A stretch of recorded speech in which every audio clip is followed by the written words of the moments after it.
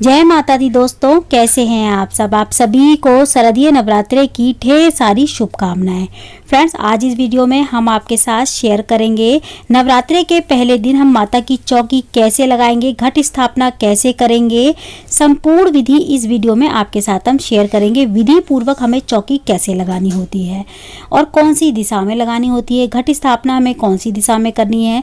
तो चलिए वीडियो को चालू करते हैं। तो यहाँ पे देखिए, यहाँ मैंने चौकी लगा ली है लकड़ी की, और आप ज़मीन पे भी चौकी को लगा सकते हैं या फिर कुछ थोड़ी सी ऊंचाई पे लगा सकते हैं अगर छोटे बच्चे घर में है तो।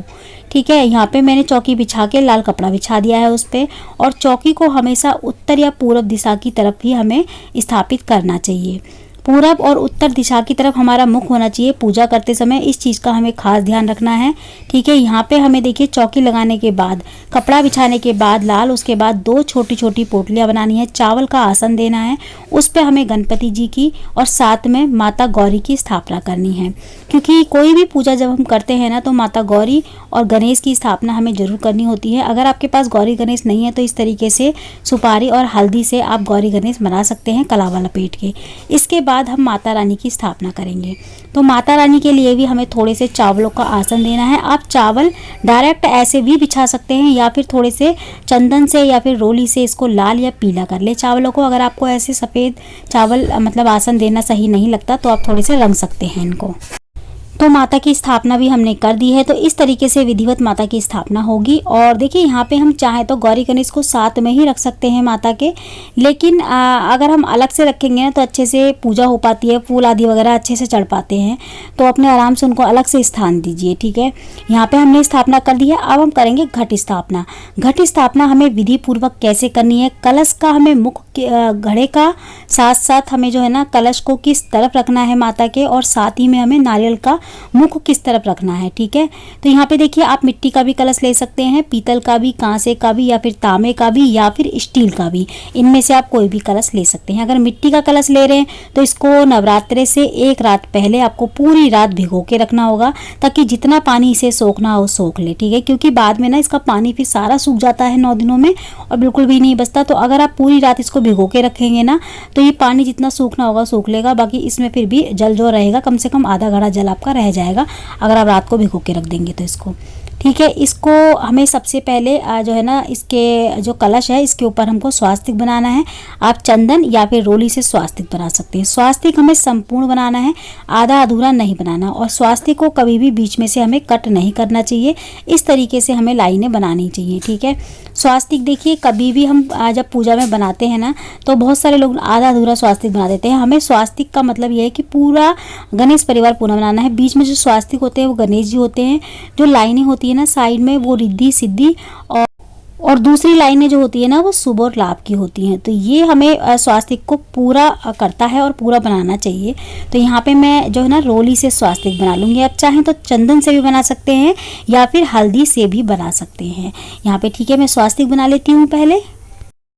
यहाँ पे हमने स्वास्तिक बना लिया है। अब देखिए, सबसे पहले हमें ना कलश के अंदर गंगा जल डालना है। गंगा जल ज़्यादा नहीं डालना, थोड़ा सा ही डालना है हमको। तो थोड़ा सा सबसे पहले हम गंगा जल डालेंगे, उसके बाद इसको कंठ तक ना शुद्ध जल से भर लेंगे। साफ और शुद्ध जल होना चाहिए। ठीक है, तो उसको कंठ तक भरना है हमको, ज़्यादा ऊपर तक नहीं भरना। हम ये सोच के भर दे कि मिट्टी का है और पानी सूख जाएगा तो ऊपर तक भर दे, नहीं। कभी भी ना कलश की स्थापना जब हम करते हैं तो कलश को हमें कंठ तक ही भरना चाहिए, जहाँ मेरी उंगली रखी है वहाँ तक बस। क्योंकि जहाँ पे कलावा बांधा जाता है ना वहीं तक बस जल भरा जाता है बस। अब हम ना कंठ पे ना मोली बांधेंगे। मोली भी बांधना बहुत सारे लोग भूल जाते हैं जल्दबाजी में, तो मोली बांधना बिल्कुल ना भूलें। पिछले साल मेरी वीडियो में एक कमेंट आया था कि दीदी मैं मोली बांधना भूल गई हूँ, अब मैं कैसे बांधूँ और क्या करूँ, क्योंकि बांधूंगी तो कलश हिलेगा। तो ये गलती आप ना करें, पहले से ही सारे अच्छे से जो है ना काम पूरे करें अपने। तो यहाँ पे देखिए हम मोली बांध लेंगे। मोली में कभी भी गांठ नहीं लगानी चाहिए, इस तरीके से हमें लपेट देना है, अच्छे से नीचे दबा देने हैं दोनों छोर। एक छोर को कलावे से दबाना है, दूसरा छोर हमें दबा देना है। गांठ हमको नहीं लगानी, तो ये बिल्कुल भी नहीं खुलेगा। उसके बाद आप चाहें तो ऊपर जो है ना टीके कर सकते हैं। वैसे हमने स्वास्तिक बना दिया है कलश पे, तो हमको इस तरीके से टीके करने की जरूरत नहीं है। अब इसमें देखिए हमें कौन कौन सी सामग्री डालनी होती है। तो देखिए, एक हमें हल्दी की गांठ डालनी होती है। हल्दी की गांठ की जगह पे आप एक चुटकी हल्दी पिसी हुई जो होती है ना वो भी डाल सकते हैं, लेकिन वो शुद्ध होनी चाहिए।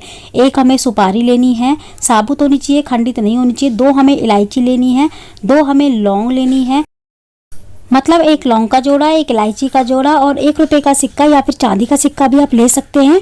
और थोड़े से हमें अक्षत लेने हैं। इन सारी सामग्री को हमें जो है ना कलश के अंदर डाल देना है।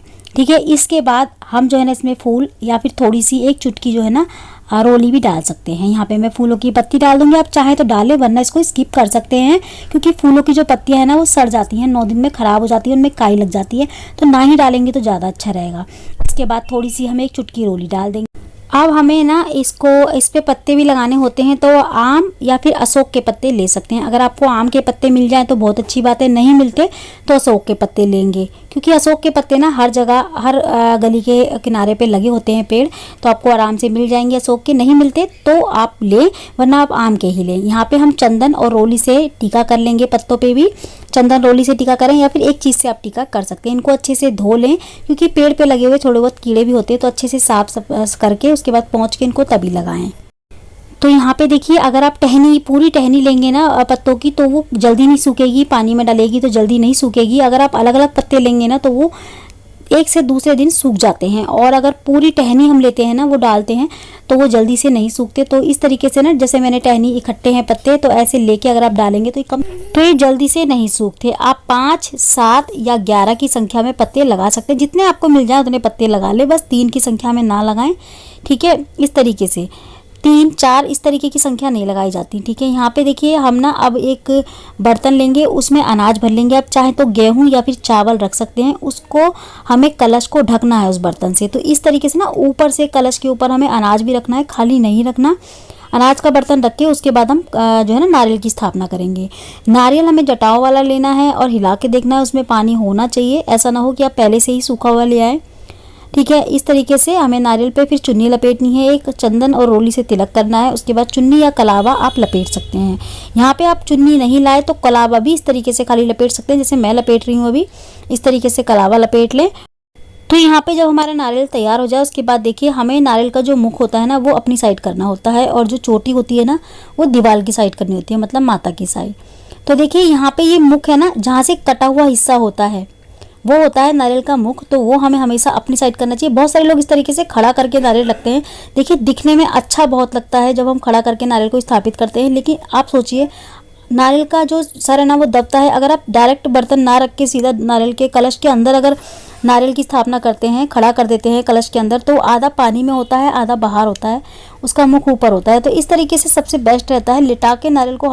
वैसे इस तरीके से ही नारियल की स्थापना करनी चाहिए, बाकी आपकी अपनी इच्छा है, आपको जैसे सही लगता है रखना आप वैसे रख सकते हैं नारियल को। अब हमारा नारियल हो गया है तैयार, अब हम इसकी स्थापना करेंगे। तो देखिए नारियल की स्थापना हमें सही मुहूर्त देख के करनी है, जो मुहूर्त सही हो उसी मुहूर्त में हमको नारियल की स्थापना करनी है, चौकी की स्थापना करनी है। तो यहाँ पे देखिए हमें ना माता के सीधे हाथ की तरफ नारियल की स्थापना करनी होती है। जहाँ शेर का मुख होता है ना वो माता का सीधा हाथ होता है, तो नारियल की स्थापना शेर के मुख की तरफ करनी चाहिए, साइड में। और कभी भी नारियल को बीच में ना रखें, सामने ना रखें, क्योंकि पूजा वगैरह करने में ना दिक्कत आती है, हिल डुल जाता है नारियल या फिर कलश हिलता है। तो हमें स्थापना ऐसी जगह करनी है जहाँ पे बिल्कुल भी हाथ वगैरह ना लगे, हिले डुले ना, क्योंकि नारियल की स्थापना एक बार हो जाती है ना तो उसको फिर बिल्कुल भी हिलाया डुलाया नहीं जाता पूरे 9 दिन तक। तो माता के सीधे हाथ की तरफ एक साइड में आप स्थापना करें। कभी भी उल्टे हाथ की तरफ माता की जो है ना कलश की स्थापना ना करें। आप उल्टे हाथ की तरफ ज्वारों की स्थापना कर सकते हैं, लेकिन कलश की स्थापना कभी नहीं करते, उल्टे हाथ की तरफ सीधे हाथ की तरफ करें, इस चीज़ का ध्यान रखें। हाँ, ऐसा हो सकता है कि अगर आप ज्वारे बो रहे हैं, ज्वारे रख भी आप हर नवरात्रों में जो है ना स्थापित करते हैं, तो ज्वारों के ऊपर कलश की स्थापना कर सकते हैं सीधे हाथ की तरफ रख के। ज्वारों को सीधे हाथ की तरफ रख के और उसके ऊपर कलश की स्थापना कर सकते हैं। यहाँ पे देखिए कलश की स्थापना करने से पहले हम चावलों की एक पोटली बनाएंगे, मतलब कि एक आसन देंगे। आप चाहें तो अष्टदल कमल भी बना सकते हैं चावलों से, या फिर सीधा सीधा ऐसे ही आसन देके डायरेक्ट आप जो है ना चौकी पे जो है ना स्थापना कर सकते हैं। मतलब कि थोड़ा सा चावल बिछा के चौकी पे उसके ऊपर आप कलश की स्थापना कर दें, या फिर आप अष्टदल कमल भी बना सकते हैं। यहाँ पे हमने सीधा हाथ की साइड माता की कलश की स्थापना कर दी है, तो यहाँ पे हमारे कलश की स्थापना भी हो चुकी है। तो इसी तरीके से ना कलश की स्थापना होती है और माता की स्थापना होती है, गौरी गणेश की स्थापना होती है। तो चौकी की स्थापना तो इसी तरीके से होती है। इसके अलावा अगर आप कोई भी देवी देवता की स्थापना करना चाहते हैं, जैसे अपने इष्ट देव, कुल देवी, कुल देवता जो भी हैं, उनकी भी स्थापना हमें जरूर करनी चाहिए। तो आप आप कर सकते हैं चौकी पे, इसी तरीके से होती है। ठीक है, थोड़ा सा चावलों का आसन दे के उनकी भी स्थापना करें। जैसे लड्डू गोपाल हैं, अगर आप लड्डू गोपाल को भी यहाँ पे स्थापित करना चाहते हैं चौकी पे तो कर सकते हैं। ठीक है, लेकिन लड्डू गोपाल को डेली नहलाना धुलाना उठाना होता है तो उनको ना ही करें तो ज़्यादा अच्छा है। अब उनको मंदिर में ही रहने दें। बाकी अपने इष्ट देव, कुल देवी, कुल देवता की स्थापना यहाँ पे कर सकते हैं माता रानी के साथ। तो यहाँ पे देखिए चौकी की स्थापना हो गई है। चौकी की स्थापना जैसे ही हो जाती है उसके बाद हम शुरू करते हैं पूजा। तो पूजा करने से पहले हमें ना संकल्प लेना होता है व्रत का। हम कितने दिन के व्रत कर रहे हैं, कौन से व्रत है, किस मनोकामना के साथ कर रहे हैं, ये सब बातें बोलते हुए, अपना नाम वगैरह बोलते हुए हमें संकल्प लेना है व्रत का। उसके बाद हमें पूजा शुरू करनी है। यहाँ पे देखिए मैंने ना ज्वारों की स्थापना नहीं दिखाई है। अगर आप ज्वारों की स्थापना भी कर सकते हैं तो करते हैं हर साल, तो मैंने दिखाई नहीं है। बाकी करती मैं भी हूँ, इस वीडियो में मैंने नहीं दिखाई। तो आप माता के उल्टे हाथ की साइड ज्वारों की स्थापना कर सकते हैं। ऐसा नहीं है कि ज्वारों के लिए हमें स्थान देखना पड़ेगा। आप अलग से कहीं भी जहाँ आपको जगह सही लगे वहाँ पे स्थापना कर सकते हैं। ज्वारों की स्थापना कैसे करनी है इस टॉपिक पे भी मैंने डिटेल में एक वीडियो डाल दी है, आप चाहें तो देख सकते हैं। यहाँ पे हम चौकी लगाने के बाद सबसे पहले एक दीपक जलाते हैं। अगर आप अखंड जोत जलाते हैं तो आप अखंड जोत देसी घी की अगर जला रहे हैं तो माता के सीधे हाथ की तरफ स्थापित करें या फिर माता के एकदम सामने करें, जैसे मैंने अभी रखी है जोत। ठीक है, और अगर आप तिल के तेल की जोत जला रहे हैं तो माता के उल्टे हाथ की साइड स्थापित करें तिल के तेल की जोत, या फिर माता के एकदम सामने। सामने इसीलिए नहीं करते सभी लोग क्योंकि ना जब हम पूजा वगैरह करते हैं, जल वगैरह चढ़ाते हैं तो छींटे वगैरह लगने का थोड़ा डर रहता है और जोत थोड़ा बुझने का डर रहता है, इसीलिए साइड में ही लगाना सबसे ज़्यादा ठीक रहता है। तो माता के सीधे हाथ की साइड स्थापित करें अगर देसी घी की जोत आप जला रहे हैं, अखंड जोत। और अगर डेली का दीपक जला रहे हैं सुबह शाम का तो आप उसको जला लें और जो है ना उसी से आरती वगैरह आप कर सकते हैं, उसको उठा सकते हैं। लेकिन अखंड जोत को एक बार स्थापित करने के बाद उठाया नहीं जाता। इसके बाद हम जो है ना सबसे पहले गौरी गणेश की पूजा करते हैं। देखिए पूजा का फुल वीडियो मैं इसके बाद डाल दूंगी तुरंत। अगर मैं पूजा का वीडियो भी इसमें ऐड कर दी तो वीडियो बहुत लंबा हो जाता, कम से कम 35 मिनट का, कम से कम ज़्यादा नहीं तो 35 मिनट का वीडियो तो आराम से होता, और इतना लंबा वीडियो कोई नहीं देखता। तो फुल डिटेल में मैंने सारी जानकारी इसमें भी दी है कि हमें पूजा कैसे करनी है और हवन कैसे करना है, सारी जानकारी। तो आप उस वीडियो को भी ज़रूर देखिएगा। यहाँ पे सबसे पहले गौरी गणेश की पूजा करेंगे। उसके बाद गौरी गणेश की पूजा करने के बाद हम जो है ना संकल्प लेते हैं।